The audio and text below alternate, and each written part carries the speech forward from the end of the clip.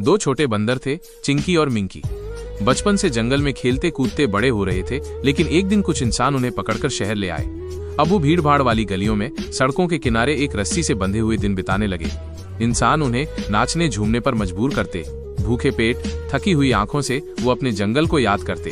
कभी आसमान में उड़ते पंछियों को देखते तो कभी सड़कों पर भागते बच्चों को। चिंकी अक्सर मिंकी से कहता, भाई काश हम वापस पेड़ों पर लौट पाते। मिंकी चुपचाप उसकी बात सुनता और अपनी टूटी हुई चेन को देखता।